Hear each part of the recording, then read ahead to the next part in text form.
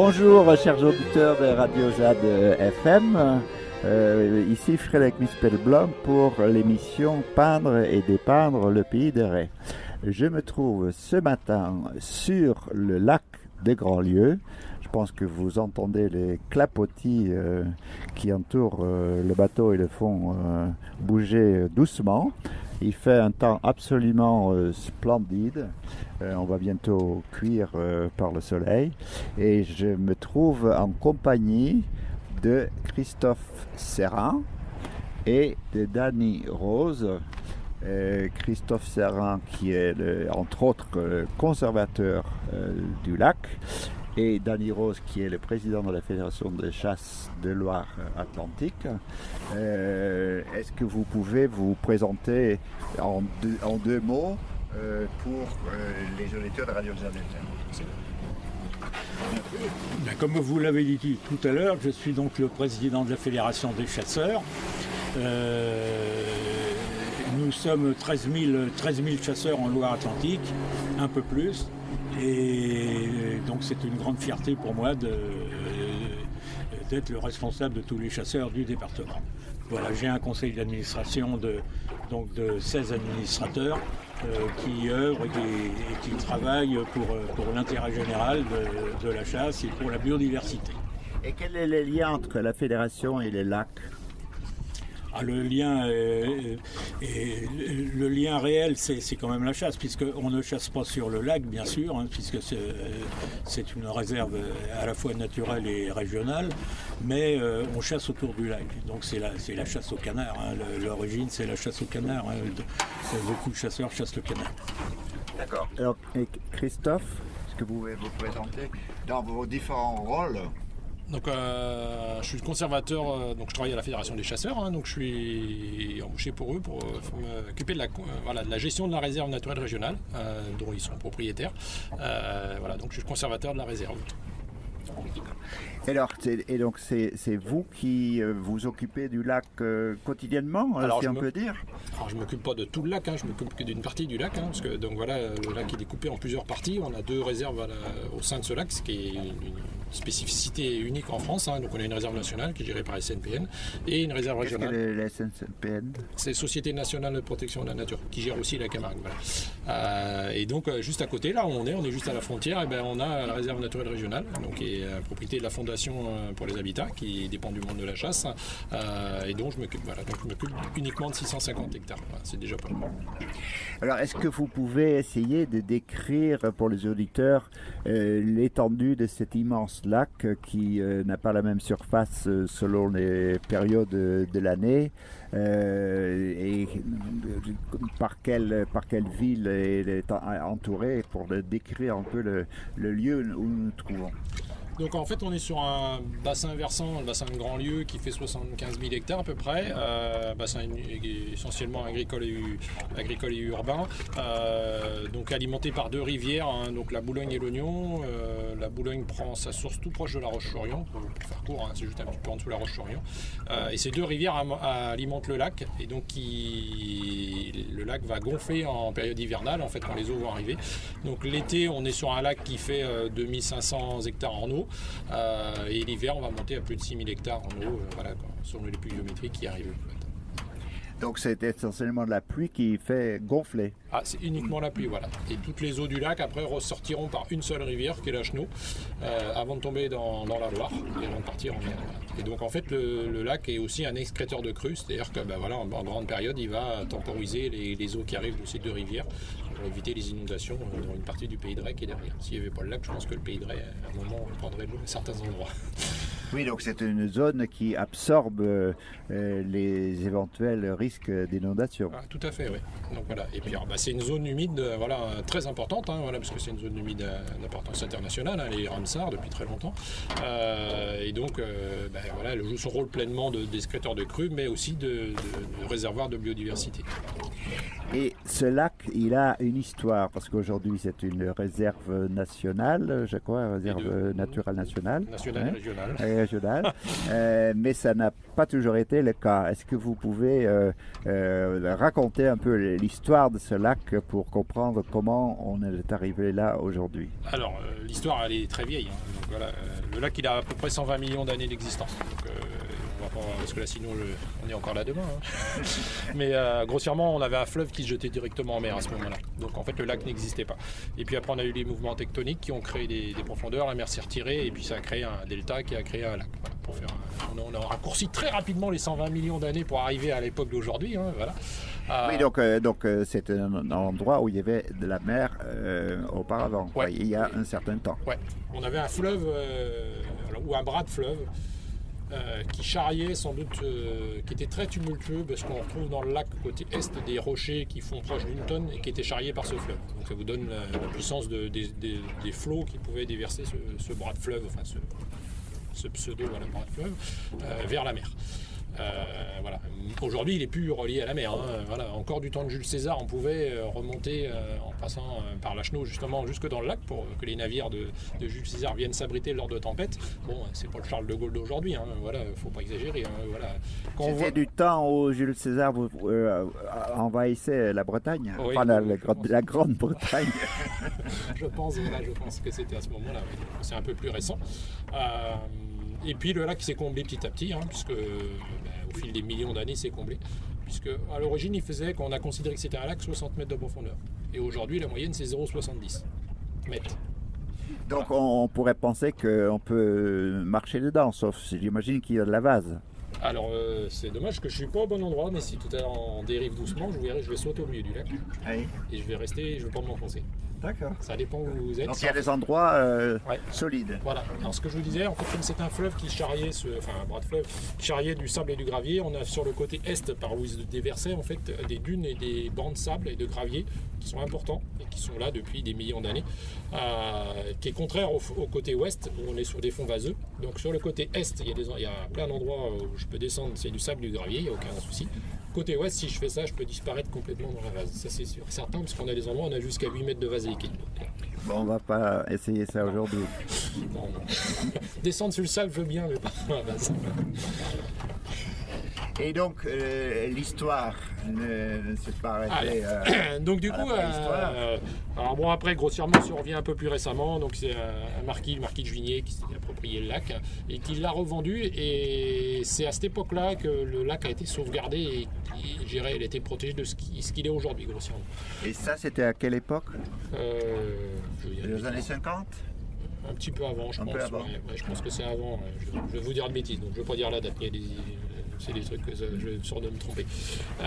Du coup, en fait, ce qui s'est passé, c'est qu'il a revendu et donc, entre autres, sur la plus grosse partie, la plus grosse SCI, en fait, on a eu une société de Hollandais qui l'avait acheté pour le poldériser. Donc, ils ont monté un projet de poldérisation pour pouvoir le cultiver. Quoi, je sais pas. Alors après, il y a plein de suppositions, mais de le cultiver. Et puis, en fait, avant que ça se fasse, en fait, dans cette société de Hollandais, on avait un actionnaire, on va dire comme ça, qui était M. Guerlain. M. Guerlain, le parfumeur, enfin un des frères, puisqu'ils sont deux, possédait des actions dans cette société hollandaise. Il est venu voir ce qu'ils avaient acheté et quand il a vu l'intérêt, il a dit non, moi je ne veux pas le poldériser, je pourrais y chasser toute ma vie, donc je vous rachète tout et j'en fais ma propriété pour pouvoir y chasser moi et mon épouse toute notre vie. Voilà, et c'est ce qui s'est passé. Et puis en même temps de l'autre côté, en fait, on a eu deux familles, une famille de notables, la famille Boin de Boussac, et puis un industriel du carton, M. Giraudet, qui ont acheté les autres parties, là où on se trouve aujourd'hui en fait, et qui ont gardé aussi pour la chasse. Et en fait, ils ont conservé le lac tel qu'il était pour la chasse toute leur vie. Donc on est aujourd'hui sur un lac, on dirait, comme il était autrefois, non, parce qu'il a changé, mais comme il aurait dû, comme il aurait dû être il y a quelques années. Ah oui, donc elle n'appartenait pas tout entier à Guerlain. Non. Guerlain en possédait 2700 hectares.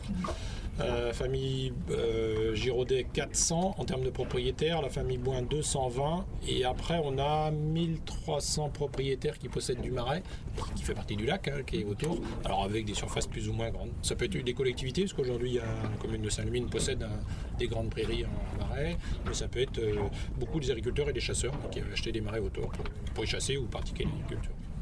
Oui, on reviendra tout à l'heure sur tous les protagonistes qui sont sur et autour du lac pour voir comment ces différentes personnes cohabitent. Mais donc Monsieur Guerlain achète la plus grande partie du lac, en fait sa réserve de chasse personnelle pour lui et ses invités, et il introduit des modifications importantes.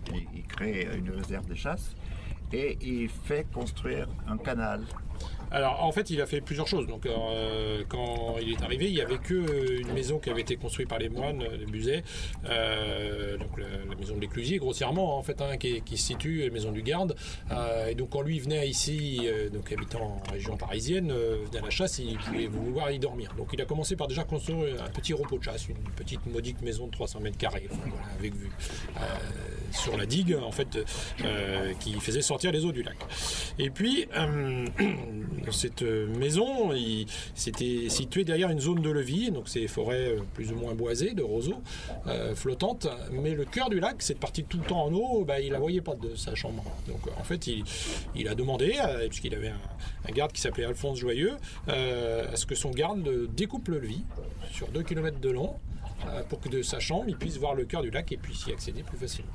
Son garde, Alphonse, s'est exécuté, il a construit des outils adaptés, un couteau spécial pour couper le levis, et puis il a découpé, alors pour une journée, mais il a fait ça un certain temps, il a découpé un petit canal de 3 mètres de large sur 2 km de long, pour que M. Guerlain puisse voir des eaux de sa chambre quand il se couchait le soir. C'est qui a quand même pris plusieurs années, j'imagine. La construction du canal, non, elle n'a pas été si longue que ça. Je ne sais pas s'il n'a pas fait tout en une année ou en à peine 2 ans, parce que ça a été assez rapide. Bon, Alphonse c'était quelqu'un d'assez bricoleur, en fait, et ingénieux.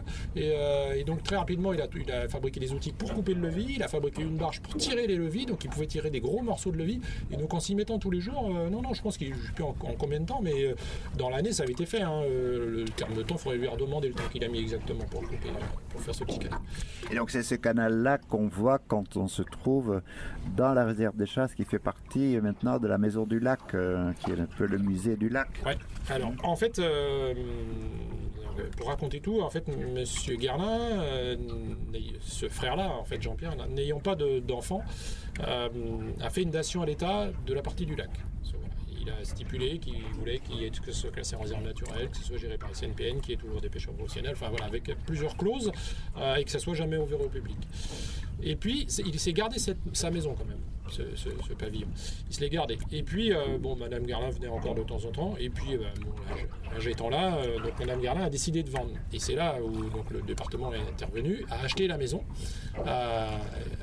on a profité pour aménager la subdivision départementale qui était tout proche pour faire la Maison du Lac et accéder au pavillon en le raménageant pour que les gens puissent venir découvrir le lac. Voilà, c'est comme ça que ça s'est fait. Mais c'était en 2 temps. Et cette maison, cette pavillon, elle ne faisait pas partie de la réserve, elle est hors de la réserve. Elle touche la réserve, parce que la réserve est juste devant, mais il l'avait toujours exclue.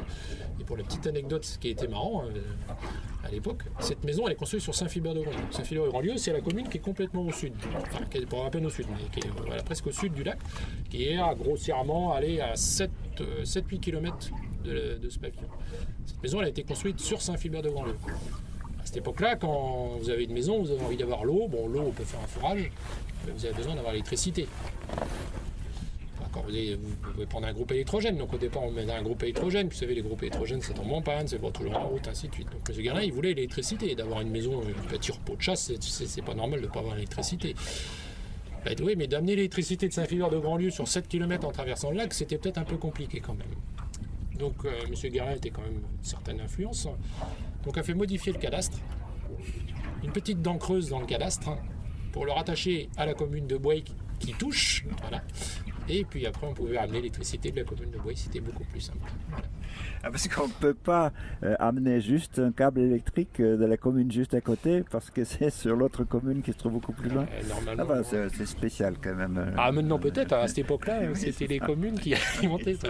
Mais si vous regardez le cadastre, vous verrez que ça fait une dent creuse dans le cadastre. D'accord. Et avant, c'était rattaché à Saint-Philbert. Le permis de construire a été déposé sur Saint-Philbert.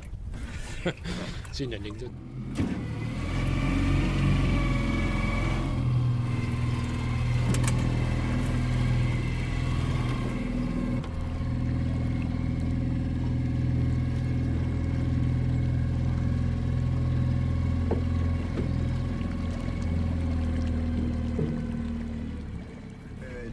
donc c'est une réserve naturelle qui est interdite au public. Mais pourtant, aussi bien sur le lac qu'autour du lac, il y a des tas de gens qui en vivent, qui y travaillent.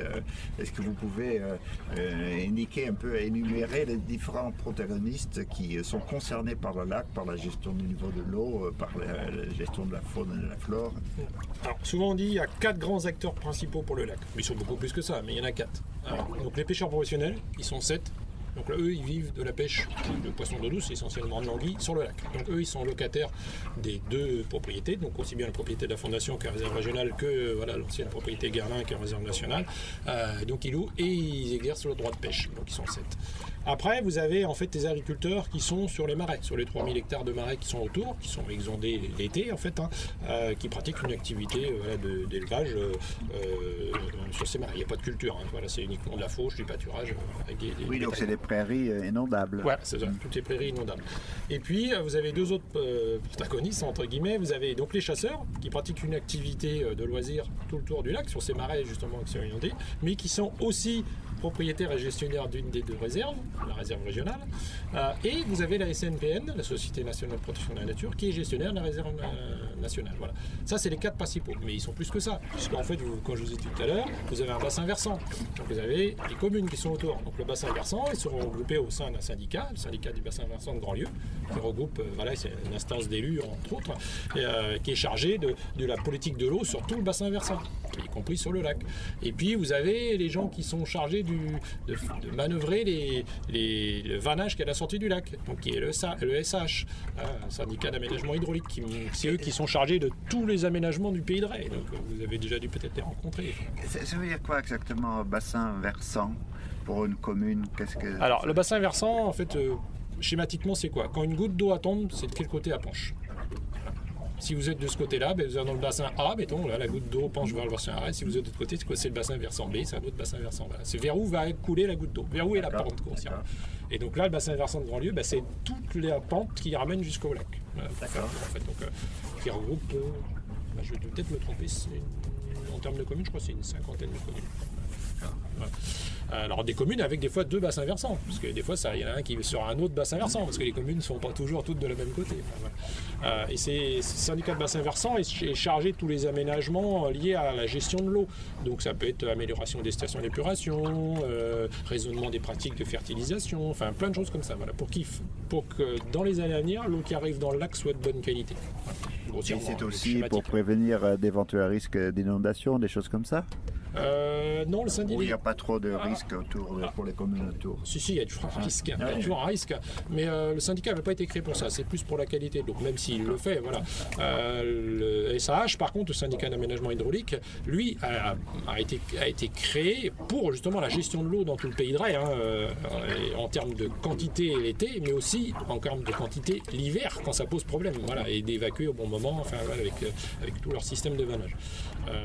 Voilà, donc là j'ai cité cela, mais il y en a plein d'autres, voilà, des acteurs, et entre autres tous les gens qui habitent autour, parce qu'on les oublie souvent.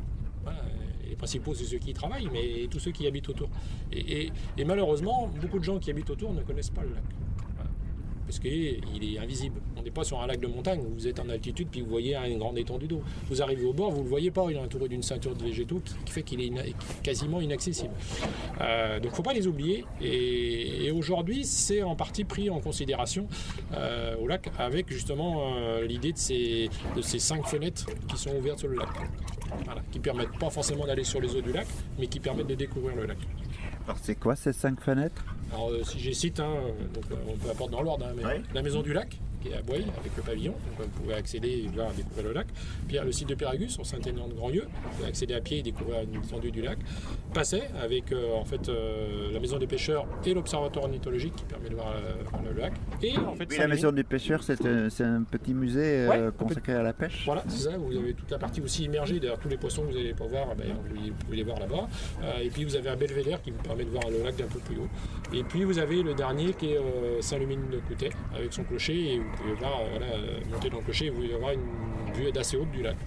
Oui, donc on peut monter tout en haut du clocher et demander la clé au café qui se trouve à côté, je crois. C'est ça, c'est ça. Et là, il y a un avion qui passe et que vous entendez certainement. fond, on voit sur un arbre dans le lac. C'est les cormorans? Ça Là-bas. Ah, sur l'arbre, oui, sur l'arbre, pardon, oui, c'est les cormorans. L'eau elle monte à 28 en été. C'est beaucoup trop chaud. Ah oui, les poissons, ils font pas ça. Alors, une chose qu'on a, c'est qu'en fait, on est sur un lac assez grand. Et donc, si on reprend dans l'ordre les différents protagonistes qui s'occupent du lac, à commencer par les pêcheurs. Les pêcheurs, donc il y en a combien? Et donc ce sont des pêcheurs professionnels et qui vivent de la pêche du lac. Et qu'est-ce qu'ils pêchent entre autres? Alors, ils sont 7 et ils vivent de la pêche à, je dirais, 80% de l'anguille. Le revenu principal, c'est l'anguille. Après, ils vont commercialiser un peu maintenant les espèces invasives comme l'écrevisse de Louisiane, qui est très abondant au lac. Un petit peu les carnassiers, un brochet et cendres, mais pas tant que ça. Voilà. Et puis tous les poissons blancs, tous les cyprinidés, les brèmes, les carpes, les tanches, les gardons, qui sont en très très très grand nombre sur le lac, sont pas exploités par la pêche professionnelle. C'est pas qu'ils peuvent pas, parce que les techniques ils les ont, c'est que les gens les consomment pas, en fait, ne veulent pas les consommer. Et donc voilà. Donc ils sont réservés aux oiseaux?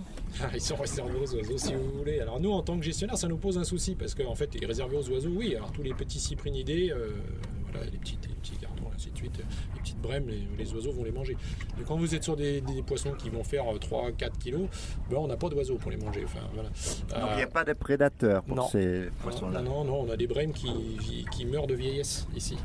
Quand vous voyez les brèmes, des poissons plats qui vont monter jusqu'à 3-4 kilos, et vous voyez des brèmes très âgées et qui maigrissent du dos, en fait, qui perdent leurs muscles, qui s'amaigrissent en fait avec l'âge et qui vont mourir de vieillesse. En fait, voilà. Et nous, en tant que gestionnaire, ça nous pose un souci. Alors pas qu'ils meurent de vieillesse, parce que ça fait partie de la nature. C'est qu'en fait, comme elles ne sont pas exploitées, tous ces gros poissons-là, c'est des poissons fouisseurs. Donc ils sont sans arrêt en train de fouiller la vase pour manger. Et donc en fait, ils remettent en suspension énormément de sédiments et qui d'ailleurs rend ces trous assez turbides. Et donc c'est un problème. Il faudrait que ces poissons soient pêchés. Les pêcheurs sont prêts à les pêcher, mais il faut qu'ils puissent les vendre. Voilà. Et ça, c'est un autre problème. Oui, parce que ça, c'est un genre de poisson qui n'est plus du tout à la mode. Non, alors c'est pas la mode chez nous, dans le Atlantique. C'est-à-dire que vous allez dans la Brème, c'est un pays des étangs, ou dans les Dombes, voilà, dans le Forez, un autre pays ou d'étangs, vous allez manger des rillettes de carpe, vous allez manger, ces poissons-là vont être transformés et préparés, vous allez en manger et puis ça ne vous posera aucun problème. Ici, chez nous, il faut dire la vérité, vous allez sur le marché, vous allez chez votre poissonnier, qu'est-ce que vous avez envie de manger? Du poisson de mer. Potentiellement un poisson noble, un brochet, un cendre, une anguille, mais vous n'allez pas demander à manger du gardon ou de la brème ou de la carpe. Et en fait, les gens le mangeaient autrefois, mais ont perdu ces habitudes-là pour différentes raisons. Et donc, il y a peu de personnes qui le consomment. On a un pêcheur qu'on a croisé tout à l'heure, là, qui est passé un peu dans le cours, David, qui fait les marchés sur Nantes et qui fait un marché cosmopolite, qui est le marché de la Petite Hollande, donc, qui est un marché vraiment très cosmopolite, où il y a vraiment plein de pays du monde, et là il arrive à vendre ce type de poisson. Mais c'est anecdotique, voilà, il arrive à vendre ce type de poisson parce qu'on a des communautés africaines, asiatiques qui savent les préparer et qui sont capables d'acheter ces poissons-là, qui valent pas cher, ça c'est sûr et certain, et qui sont capables de vous les faire manger et qui vous ne trouverez pas d'arête, qui savent très bien vous les préparer. Donc il faudrait peut-être qu'un jour un cuisinier invente une recette absolument merveilleuse pour que ce poisson puisse être pêché à nouveau. Oui, mais les cuisiniers ils savent faire. C'est que les gens, il faut qu'ils aient envie de manger. Je vais prendre un exemple tout simple.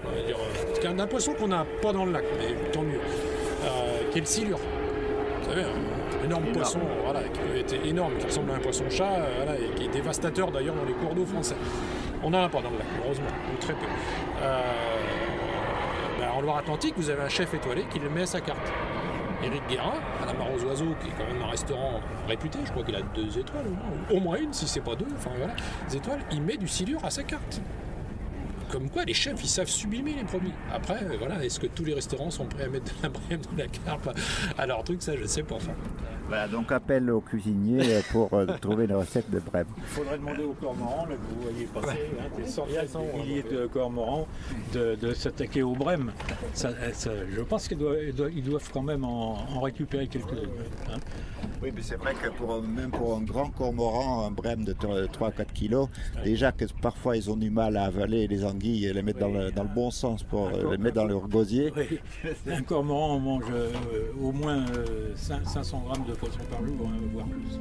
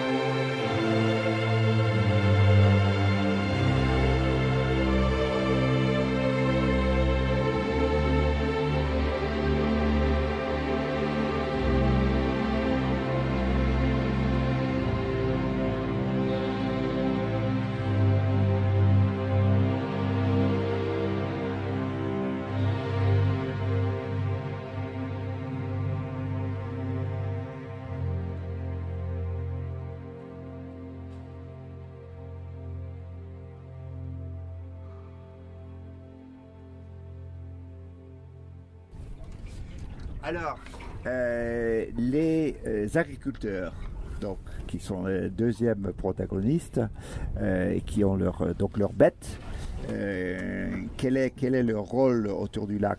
Parce qu'ils s'occupent aussi de la gestion des pâturages, j'imagine. Ah, ils sont importants.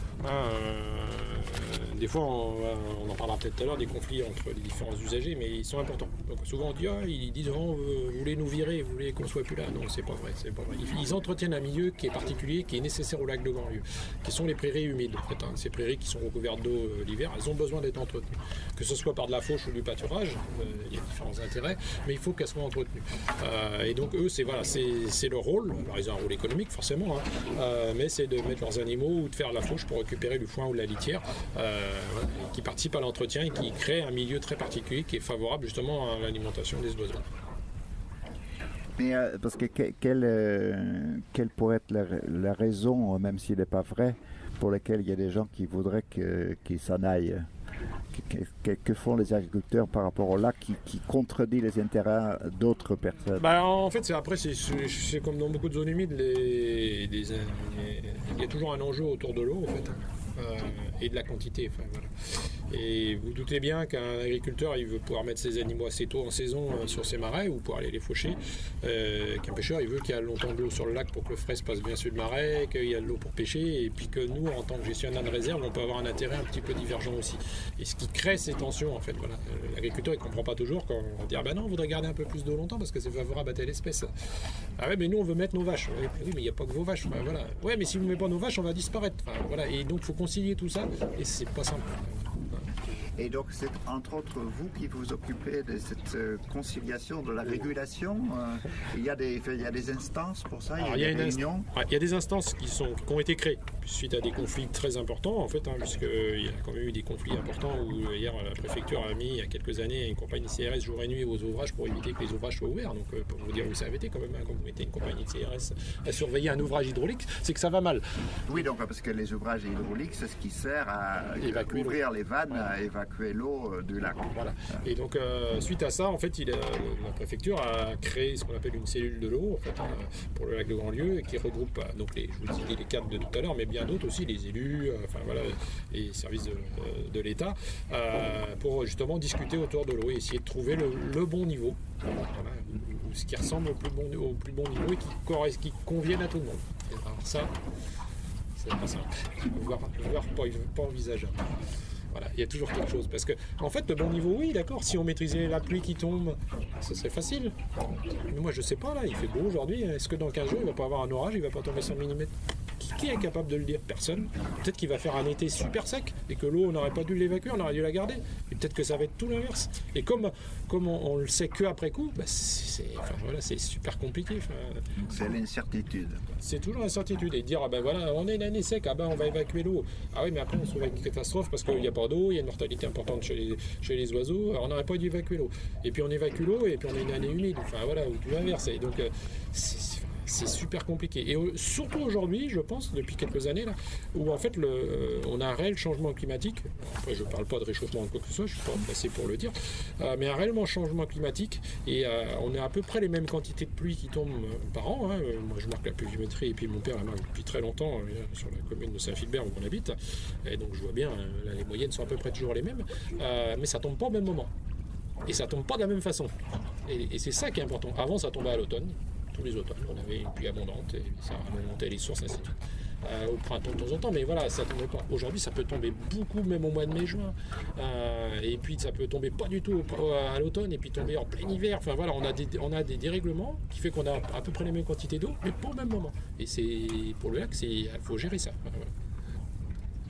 Et la manière dont la pluie tombe a aussi son importance. C'est-à-dire que si c'est une petite pluie fine toute la journée ou c'est de gros orages, ça a des effets sur l'eau? Ah oui, ça a des gros effets, effectivement. Surtout que malheureusement, et nous chasseurs, on déplore ça depuis des années, en fait, l'aménagement du bassin versant, en fait, où tombent ces gouttes d'eau, ou ces centaines de millimètres, a été aménagé de façon à évacuer l'eau le plus rapidement possible pendant très longtemps. On a arraché on a creusé des talus, on a favorisé tout pour que l'eau parte au plus vite. Donc un orage, l'eau, en quelques heures, elle arrive au lac.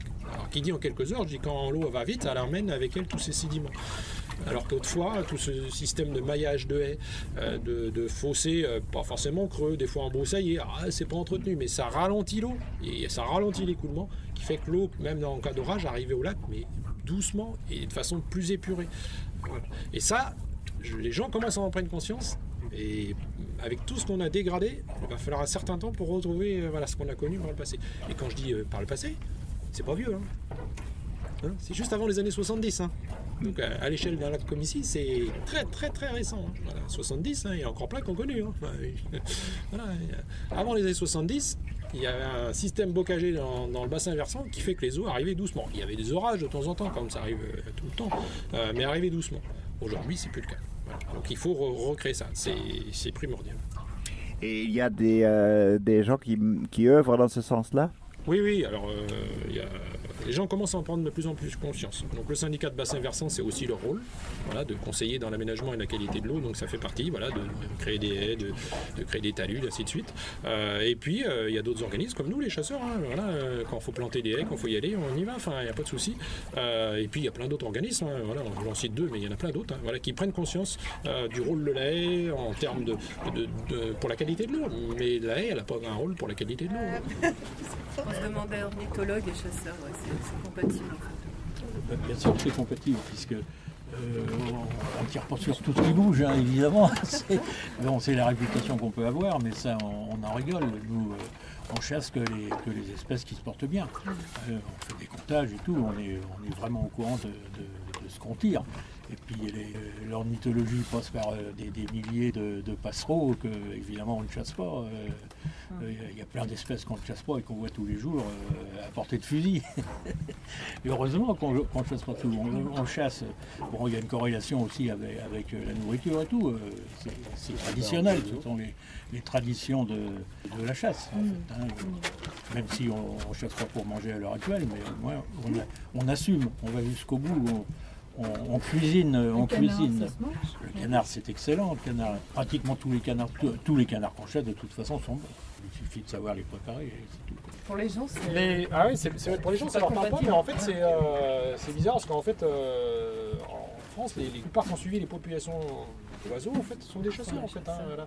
Il y a un organisme qui est aujourd'hui un organisme complètement d'État, mais qui au départ était un organisme qui dépendait du monde de la chasse, qui était l'ONCFS, l'ONC au départ, Office national de la chasse, portait bien son nom, qui est un organisme d'État qui a été chargé du suivi de toutes ces espèces-là pendant très très très très longtemps, financé par les chasseurs. Alors aujourd'hui, c'est devenu l'OFB, Office français de la biodiversité, donc c'est différent, c'est financé par l'État, ainsi de suite, mais peu importe. Et tous les réseaux qui se sont créés pour compter les oiseaux en France en période d'hivernage avec le réseau Wetland, ainsi de suite, ont été faits par les chasseurs, enfin pour beaucoup, donc avec d'autres personnes, etc. Aujourd'hui, moi j'en reviens sur l'histoire, en fait, c'est impressionnant, ce que je disais tout à l'heure, les grandes réserves en France ont été créées par des chasseurs, et aujourd'hui on a envie d'exclure les chasseurs de l'environnement. Ils ont participé au suivi des oiseaux pendant très longtemps. Aujourd'hui, on leur dit qu'ils n'ont plus leur rôle à dire dans le suivi. Mais où va-t-on? Enfin, ils ont fait. Pourquoi on veut s'en priver? Qu'il y ait d'autres personnes qui veuillent le faire, c'est très bien. Enfin, voilà.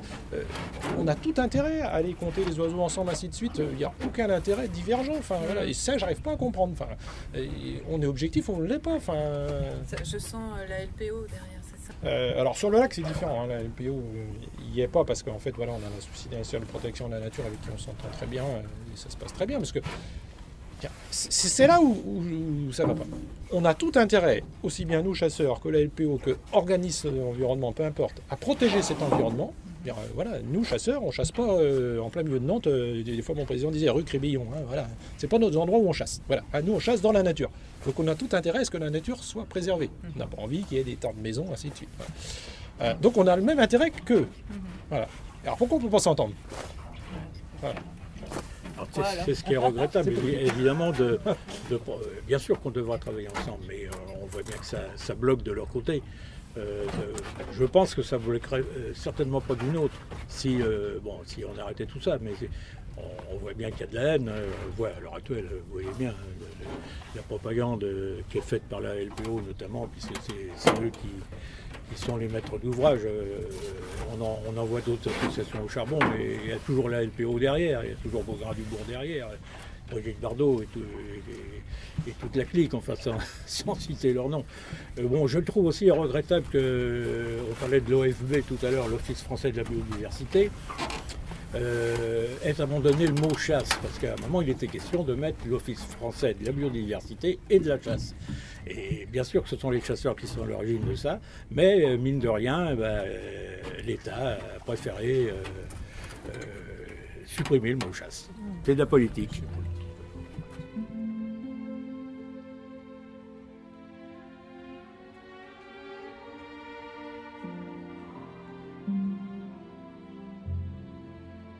Quand on arrache 100 mètres de haie, c'est 20 coupes de passereaux qu'on fait disparaître. Voilà, tout simplement. Donc il n'y a pas que la haie. Et les passereaux, je ne vous parle pas des auxiliaires de la culture, tous les insectes qui vivent avec. Quand vous prenez des zones, moi ça m'exaspère, quand vous prenez des zones qui ont tout dévasté, puis qui se trouvent envahies par des campagnols, parce que du coup ils n'ont plus de prédateurs, il n'y a plus de haie, il n'y a plus rien pour mettre des prédateurs des campagnols, et qui sont rendus à traiter avec des produits pour se débarrasser des campagnols, alors que si vous avez laissé un certain maillage de haies, je comprends que l'agriculture s'est modernisée, qu'on ne peut pas avoir des champs d'1,5 hectare, on n'est plus à l'âge où on travaille avec des chevaux, mais il y a quand même dans le raisonnable d'avoir des haies tout le tour, même si la parcelle fait 3-4 hectares, d'avoir une haie tout le tour, ça ne gêne pas la culture pour autant. Et là on a des prédateurs, des campagnols, et qui font normalement leur boulot. Et quand on dérègle la nature vous le fait payer. Et pourtant, le Pays des Ré est un pays dans lequel il y a encore énormément de bocage, contrairement à d'autres régions. Tout à fait, c'est vrai. Vous savez, on a fait un inventaire des haies, la Fédération régionale des chasseurs a fait l'inventaire de tous les haies dans toute la région Pays de Loire, y compris dans le Pays de Ré. Voilà, on sait que c'est une zone encore très, très bocagère. Mais je peux vous dire qu'on va refaire l'inventaire dans quelques années. Malheureusement, il y a encore des haies qui disparaissent. Plus qu'il n'en est replanté, beaucoup plus qu'il n'en est replanté. Et le Pays de Ré a été bocagé, a perdu beaucoup de son bocage. En 10 ans, là, il a déjà encore perdu beaucoup de son bocage. Ah oui, donc vous pensez que sur le moyen terme, ça va quand même dans la mauvaise direction? Malheureusement, ouais, je pense qu'on perd encore plus qu'on en replante. Alors les pouvoirs publics nous disent non, on va refaire, partout les départements, les régions, c'est dans la politique, il faut replanter, il faut reboiser, ainsi de suite. Ouais, mais on continue à arracher. Parce qu'il faut faire un lotissement, parce qu'il faut faire quelque chose. Il faut aussi comprendre ça. Voilà. La population, il faut la mettre quelque part. Et on la met dans les communes, mais on se trouve dans une parcelle, il y a une haie, on l'arrache. On pourrait la mettre aussi sur des bateaux, comme ça s'est fait en Hollande. Je sais pas. On y fait des bateaux flottants. C'est peut-être l'avenir, je ne sais pas. Si vous voulez habiter sur l'océan Atlantique, il faut des bateaux solides parce qu'il y a des tempêtes. Sur des rivières ou des lacs, quand des eaux qui ne remuent pas trop. Oui, peut-être. Peut-être que la solution dans les années à venir nous viendra. Et qu'est-ce qu'il y a en ce moment comme oiseaux? Donc là, on est en période de reproduction, donc on a beaucoup d'oiseaux qui viennent se reproduire sur le lac. Parce que le lac, c'est un vrai aimant en fait pour la France en termes de reproduction d'oiseaux. C'est souvent là où il y a les premières colonies pour certains oiseaux, et ça reste les plus importantes pour certains. Tous les grands ardéidés. Donc les grands ardéidés, c'est toute la grande famille des hérons, des aigrettes, des spatules, ainsi de suite. Tous ces grands oiseaux-là nichent au lac de Grandville. Pour la spatule blanche, ça a été longtemps la première colonie française nichée ici, ça reste la principale. C'est aujourd'hui ici qu'on a le plus de grandes spatules blanches qui sont reproduites. Grâce au lac, aujourd'hui, elles se reproduisent en France. La grande aigrette, c'est exactement pareil. Je ne sais pas si vous avez vu, qui est plus grande qu'un héron cendré tout blanc. C'est assez récent parce que c'est 95 la notification. Elles avaient traversé toute la France avant de nicher. Quand elles sont arrivées ici, elles ont niché. Et grâce au lac, aujourd'hui, elles se renichent ailleurs. Et ça se compte par milliers? Oui, par centaines de couples. Voilà, par centaines de couples. En termes d'individus, oui, par milliers. Donc nous, dans le moment, ça fait partie de notre travail, ça. En fait, c'est d'aller justement inventorier toutes ces populations-là. Donc on va compter, dans le moment, tous les alors ça soit niché ou nid, pour tous les oiseaux qui restent au nid, ceux qui fugent. Donc là, on a tous les grands aéridides, on va compter le nombre de nids, les espèces, ça peut être de l'ibis falcinet, du sacré, de la spatule, de grande aigrette, héron garde-bœuf, héron cendré, on va compter tous les nids. Et pour tous les oiseaux qui se baladent avec leurs petits, c'est toutes les nichées. Donc là, on parle des grecs, des canards, toutes espèces qu'on fait. Combien d'espèces? On a 300 espèces d'oiseaux. Certains avec des effectifs majeurs ou des sites principaux de nidification en France ou d'hivernage pour certains. Dans d'autres zones comme ça de nidification en France, si on veut comparer, alors on dit souvent, on donne un titre à un milieu, on dit vous êtes le premier, le deuxième. ouais. Alors on a longtemps dit le lac était le deuxième derrière la Camargue. En termes de richesse. La Camargue, c'est 16 000 hectares. Le lac, c'est 6 000. C'est beaucoup plus petit. Mais après, dire qu'on est deuxième, troisième. On ne court pas après un titre comme si on faisait une course. C'est un haut lieu pour les oiseaux, ça c'est sûr et certain. Et d'ailleurs, les ornithologues le savent très bien. C'est un haut lieu inaccessible pour eux, mais c'est un haut lieu pour les oiseaux, c'est sûr. Des choses qui me paraissent banales, moi qui est là depuis très longtemps, de voir une grosse concentration d'oiseaux, de certains oiseaux comme les spatules, les grandes aigrettes, ça me paraît banal. Je crois que vous voyez ça tous les jours. Ça m'est arrivé d'amener des amis avec moi pour travailler ou autre. Ils voient ça, ils sont émerveillés. Enfin, voilà, c'est exceptionnel pour eux parce qu'ils ne voient jamais ça. Enfin, pour moi, ça devient banal parce que c'est le quotidien courant. Et c'est parce qu'on a la chance d'être sur un site comme ça. Et alors les oiseaux viennent là parce qu'il est à manger. Ouais, alors en fait, ils viennent là, on peut s'arrêter par là, le vent va nous déporter, je pense. En fait, on est sur on est bien situé. Donc, en fait, on est sur un lac qui est peu profond. Donc peu de profondeur, très riche en nourriture. Il n'est jamais chaud, jamais froid. Principal couloir migratoire des oiseaux, la façade Manche Atlantique, pas de dérangement. Voilà, chers auditeurs de Radio Jade FM, la fin de la première partie de notre voyage au lac de Grandlieu. Vous y avez entendu aussi les voix et les rires de Valérie de Radio Jade FM et d'Aurélie, correspondante de presse du Courrier du Pays de Ré. La deuxième partie sera diffusée le dimanche 22 août à 11h.